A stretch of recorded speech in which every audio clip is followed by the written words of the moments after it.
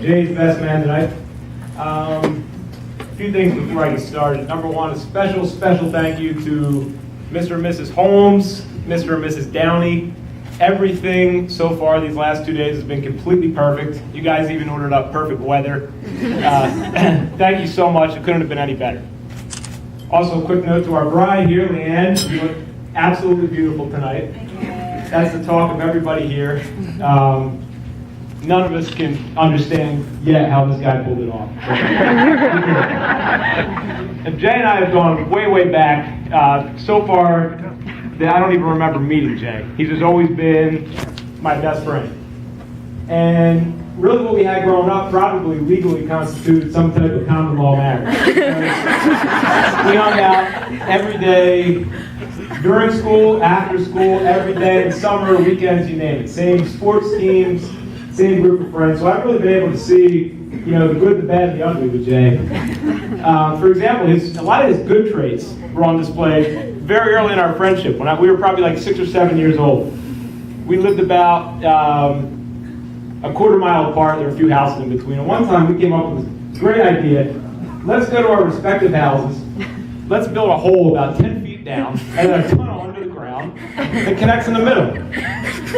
I don't know exactly what the benefit would have been at. That was a good plan. So one day we go to our house and we start digging.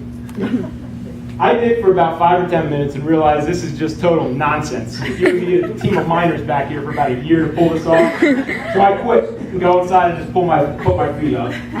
Jay digs and digs and digs. He comes into school and says, and if you Vet grads, you have to keep in mind this is before Mr. Trail got a hold of him. So he still was working with a little bit of a speech impediment. He said, how's your hole coming? I said, it's going pretty well actually. I'm probably about 10 feet down. I can stand in it. I said, really? Man, I've been digging and digging. I'm probably just like a few inches. I said, I can see that. You'll be all right. I don't think about it, man. A few days later at school, Jay comes back in, says, how's that hole coming? I said, it's coming really well, actually. I'm probably about halfway there. I'm all the way under the road. I'm about halfway there. Man, you might have to help me, because I just have like a foot. The day eventually came when Jay came over and realized there was no hole, there was no tunnel. He had a lot to be proud of, because when I failed the character test and just quit and went inside, he worked and worked, so he was an honest guy, hard-working, integrity, you name it. So a lot to be proud of. But Jay's not perfect either, just like any of us. And one of the things that I remember over the years was that for as smart of a guy as he is, and he is very smart, he's susceptible to some occasional lapses in judgment.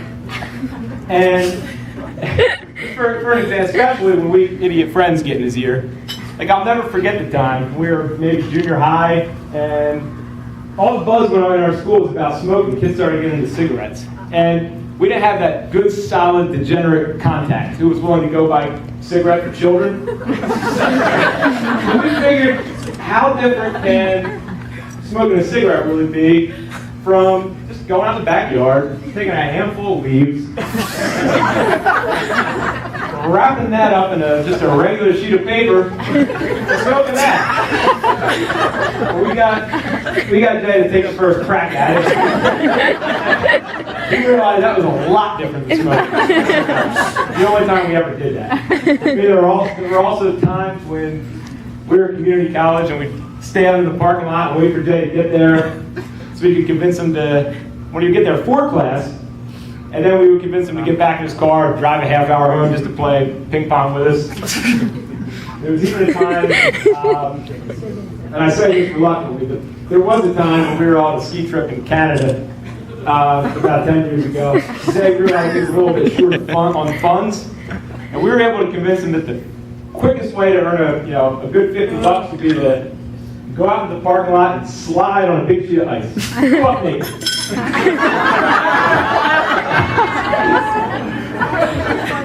But this is a friend. Since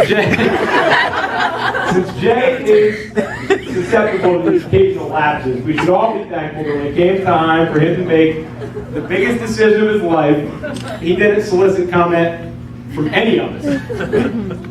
About 2 years ago, I saw him at a Christmas party, and I hadn't met Leanne yet, but I heard all about her. And I said, Jay, what's the deal here? You have a girlfriend? Yeah. So, it's been a couple months, I haven't met her yet. When am I going to be able to meet her? And I'll never forget what he said. Honestly, he said, well, you'll meet her because she's the one. We're going to be getting married someday. I stood in silence, but he continued just to lay out his whole plan. Yeah, I'm probably going to propose sometime in the summer. We'll get married sometime next summer, next fall. I was shocked. I mean, number one, because as far back as we went, he had the audacity to go pick out a wife and not even seek my approval at all. And number two, it's just an amazing amount of determination, foresight he had that night, especially for a guy who I witnessed with my own eyes before. Wake up, 3 o'clock in the afternoon, crack open a beer, and I'm going to take a 3-hour nap. Needless to say, I was very curious who this girl was who had Jay so determined. He showed me a picture that night, and that explained a lot of it. But then as I got to meet Leanne and got to know Leanne, I saw she has more than just looks. She has everything you could possibly want. She fits right in, she's fun, she's extremely pleasant, she has everything.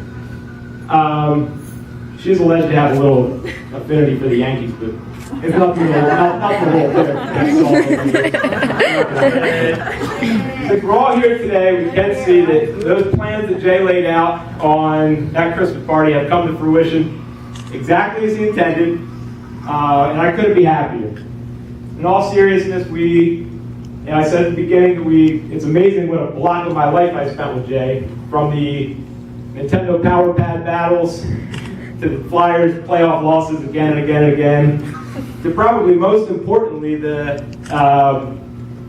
just thousands of laughs we had at the dumbest stuff you could ever possibly imagine. And I can say I would not honestly trade any of that for anything in the world. So to see Jay wind up tonight with a perfect 10 like Leanne is very special to me, and I'm sure it's special to everybody else here. So with that, you've been standing for a while. Raise the glasses to Jay, to Leanne, many, many years of health, happiness, and everything else you could possibly want. Cheers. Cheers. Cheers.